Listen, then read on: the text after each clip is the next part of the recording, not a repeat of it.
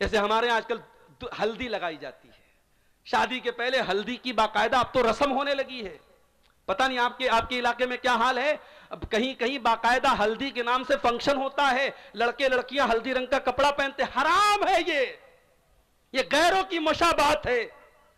جا کے انٹرنیٹ پر سرچ کر لو. یہ ہلدی کا تعلق یہ باقاعدہ ایک مذہب سے ہے. ایک مذہب کے اندر اس کو پوتر بتایا گیا، اس کو مبارک بتایا گیا ہے. اگر یہ سمجھ کر کے آپ ہلدی لگا رہے ہیں تو پھر یہ حرام ہو جائے گا میرے بھائی. اور آپ باقاعدہ اس کو ایک فنکشن بنا کے کر رہے ہیں، اس میں ناچ گانا تک بھی ہو رہا ہے.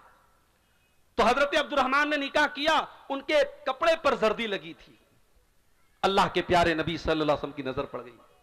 آپ سمجھ گئے کہ عبد الرحمن نے شادی کی ہے. کہا ہے عبد الرحمن کیا تم نے شادی کی ہے؟ ہاں اللہ کے نبی میں نے شادی کی ہے. آپ نے فرمایا تم نے بیوی کو مہر میں کیا دیا؟ دیکھو نبی کا سوال دیکھو، نبی نے یہ نہیں پوچھا تم کو جہیز میں کیا ملا، کیونکہ صحابہ کے دور میں جہیز کا کوئی تصور ہی نہیں تھا. وہ خوددار لوگ تھے، وہ آج ہماری طرح بھکاری نہیں تھے میرے بھائیوں. وہ نوجوان کتنا بڑا بھکاری ہے، وہ اچھی نوکری کر رہا ہے، اچھا پیسہ کما رہا ہے، مگر وہ اتنا بڑا بھکاری ہے جب تک سسرال سے بیڈ نہ ملے وہ رات میں سوئے گا نہیں. جب تک سسرال سے فریج نہ ملے وہ ٹھنڈا پانی نہ پیے گا. جب تک سسرال سے اس کو گاڑی نہ ملے وہ روڈ پر گاڑی نہ چلائے گا. ارے تو اتنے پیسے کمانے کے باوجود ایک نمبر کا تو بھکاری بنا ہوا ہے. اللہ کے نبی اپنے صحابی سے سوال کرتے ہیں تو نے اپنی بیوی کو مہر میں کیا دیا؟ فرمایا نواتم من ذہب، اے اللہ کے رسول میں نے اپنی بیوی کو کھجور کی گٹھلی کے برابر سونا دیا ہے. تو جب شادی کرتے ہیں تو لوگ مال دیکھتے ہیں. وَجَمَالِهَا، اور کچھ لوگوں کی نظر خوبصورتی پر ہوتی ہے. ماں چاہتی ہے میری بہو ایسی آئے، پورے گاؤں میں پورے علاقے میں تعریف ہو بہت خوبصورت بہو آئی ہے. صرف خوبصورتی دیکھی جاتی ہے، صرف رنگ دیکھا جاتا ہے. اگر اچھی لڑکی دیکھ کے آئے سب کچھ اچھا ہے، دیندار ہے، نمازی ہے، پردہ کرنے والی ہے، لیکن رنگ تھوڑا سا دبا ہے تو ماں کر کے کہتی ہے رشتہ تو بہت اچھا تھا لیکن لڑکی کا رنگ تھوڑا سا دبا ہوا تھا، لڑکی کی ہائٹ تھوڑی سی کم تھی. او لوگوں ان چھوٹی چھوٹی چیزوں کو توجہ نہ دو. وہ لڑکی جس کی ہائٹ تھوڑی کم ہے اس کو بھی اللہ نے بنایا ہے، جس کا رنگ تھوڑا سا دبا ہوا ہے اس کو بھی اللہ نے بنایا ہے. اگر وہ دیندار ہے، پڑھی لکھی ہے، خوبصورت ہے، اگر وہ لڑکی اچھے خاندان کی ہے، اس کی دینداری کو دیکھ کر کے اس سے نکاح کر لو. اس چھوٹی سی بنیاد پر اس کے رشتے کو ریجیکٹ مت کرو. اللہ کے نبی کہتے کچھ لوگ خوبصورتی دیکھتے ہیں اور کچھ لوگ وَلِحَسَبِهَا اس کا خاندان دیکھتے ہیں. ہماری برادری سے میچ کرتی ہے کہ نہیں، ہمارے قبیلے سے میچ کرتی ہے کہ نہیں، جس خاندان سے ہم اس خاندان سے میچ کرتی ہے کہ نہیں. وَلِدِينِهَا اور کچھ لوگ لڑکی کی دینداری دیکھا کرتے ہیں. اللہ کے نبی فرماتے فَاظْفَرْ بِذَاتِ الدِّينِ جب تم لڑکی دیکھنے جاؤ تو دیندار لڑکی دیکھو، دیندار بیوی اپنے گھر میں لے کے آؤ، تم کامیاب ہو جاؤ گے. گھر کو جہنم سے بچانا ہے، بچوں کو جہنم سے بچانا ہے تو رشتوں میں میرے بھائیوں دینداری دیکھو. اور جب لڑکی کے لیے لڑکا دیکھنے جاؤ تب بھی دینداری دیکھو.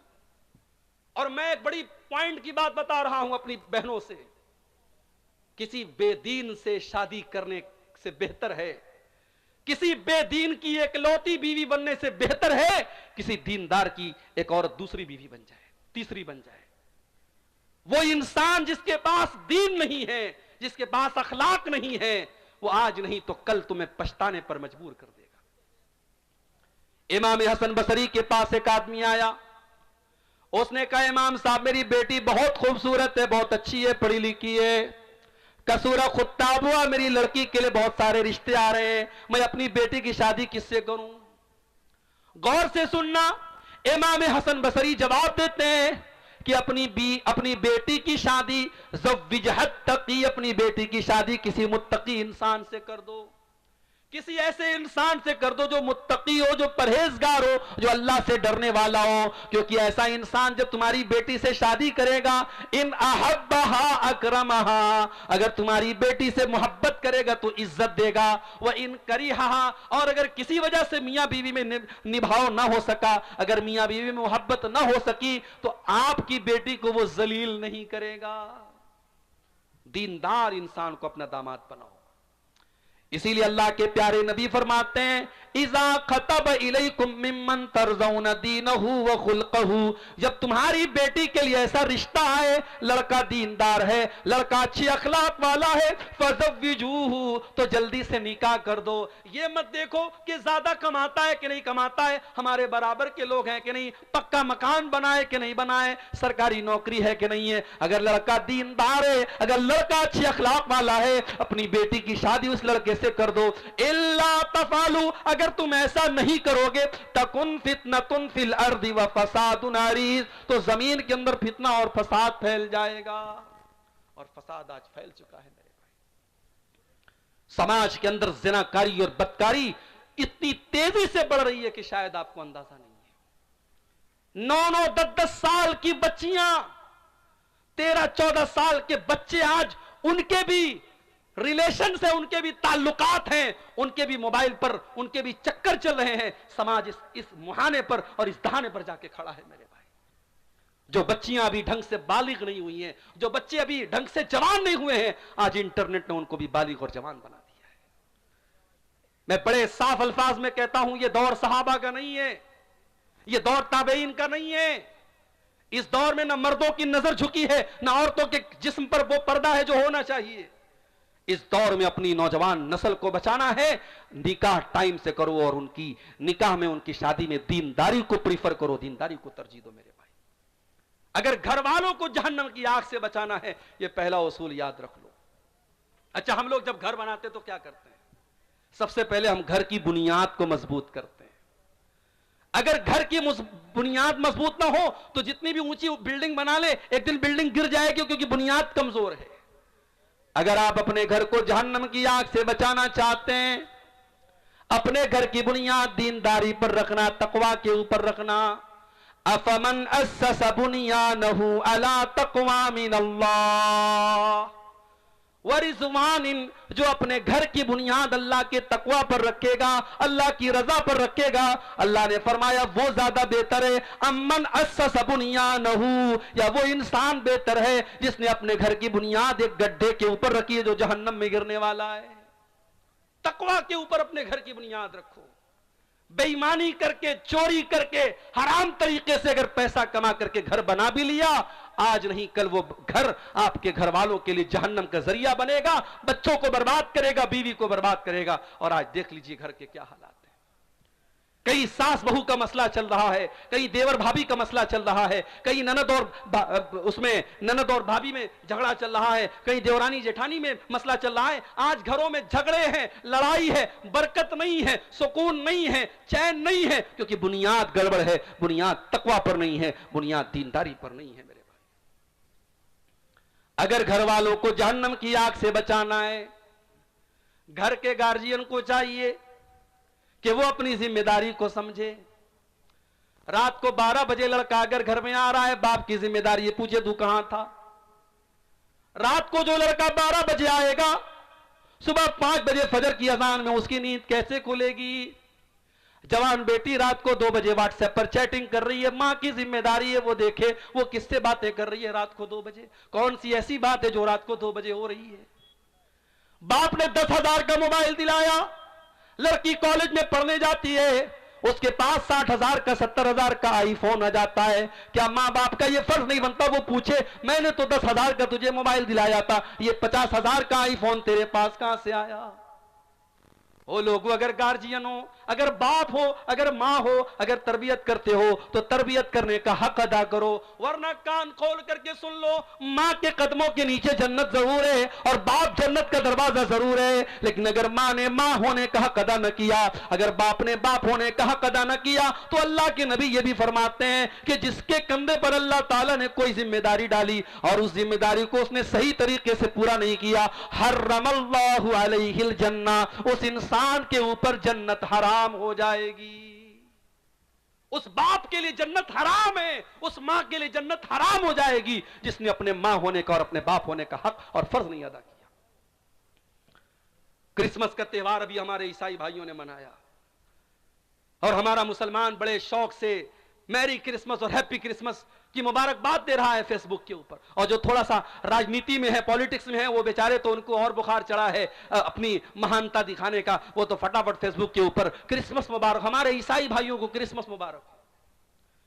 کرسمس کا تہوار کیوں منایا جاتا ہے معلوم ہے آپ کو؟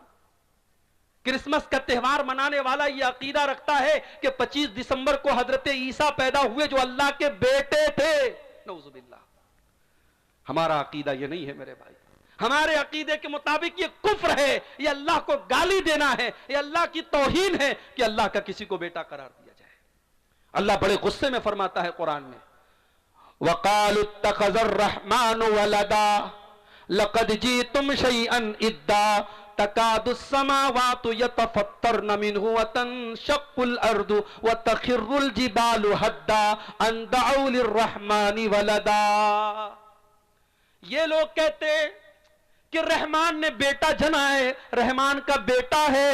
ارے تم کتنی گندی بات اپنے منہ سے نکال رہے ہو، اتنی خطرناک بات اپنے منہ سے نکال رہے ہو کہ آسمان پھٹ جائے اور زمین پھٹ جائے اور پہاڑ گر جائے تو یہ اتنی بڑی بات نہیں ہے، جتنی بڑی بات یہ ہے کہ تم اللہ کا بیٹا کسی کو قرار دے رہے ہو۔ اللہ کو گالی دینا ہے، اللہ کو برا بھلا کہنا ہے، یہ اگر کوئی کہتا ہے کہ اللہ کا بیٹا ہے، اور آپ اس کو مبارکباد دے رہے صاحب۔ ہاں جاؤ، اپنے عیسائی بھائی سے محبت کرتے ہو، اگر اس سے تمہیں تعلق اور لگاؤ ہے تو جا کر کے اس کو قرآن سے حضرت عیسیٰ کی پیدائش کا واقعہ سنا دینا، اس کو حضرت مریم کا واقعہ سنا دینا۔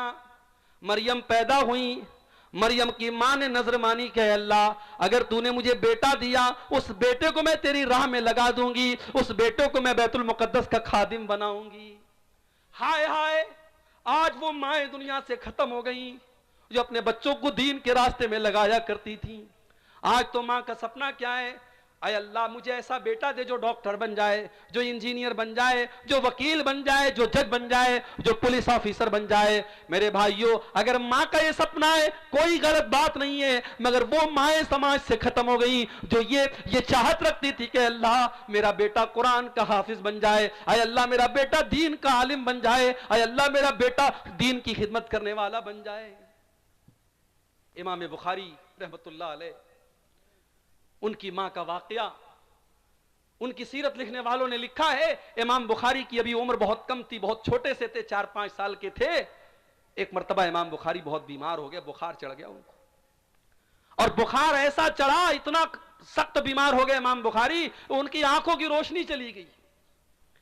ان کی ماں کا بڑا سپنا تھا میرا بیٹا نبی کی حدیثوں کا عالم بنے، نبی کی حدیثوں کو یاد کرے، نبی کی حدیثوں کا پرچار پرسار کرے۔ ماں نے دیکھا بچے کی آنکھیں چلی گئی، ماں رات میں مصلی پر بیٹھ گئی، تہجد کی نماز پڑھ کر کے اللہ کی بارگاہ میں دعا کرتی کہ اللہ میرا بچہ اندھا ہو چکا ہے، میرے بچے کی بینائی چلی گئی ہے، اے اللہ میرا بچہ کیسے تیرے نبی کی حدیثوں کو یاد کرے گا، کیسے وہ کتابوں کا مطالعہ کرے گا، اے اللہ اپنی اس بندی کی، اس دکھیاری بندی کی دعا کو سن لے، اے اللہ میرے بچے کی بینائی کو لوٹا دے۔ ہائے ہائے، ماں کی دعا میں بڑی طاقت ہوتی ہے میرے بھائی۔ اس ماں نے رات کی تاریکی میں جو دعا کی، اللہ نے اس دکھیاری ماں کی دعا کو قبول کیا۔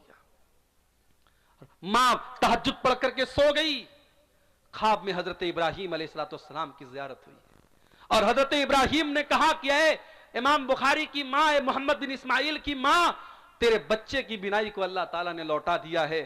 ماں نے فوراً آنکھیں کھولی اور دیکھا امام بخاری رحمت اللہ علیہ بالکل صحیح طریقے سے دیکھ رہے ہیں۔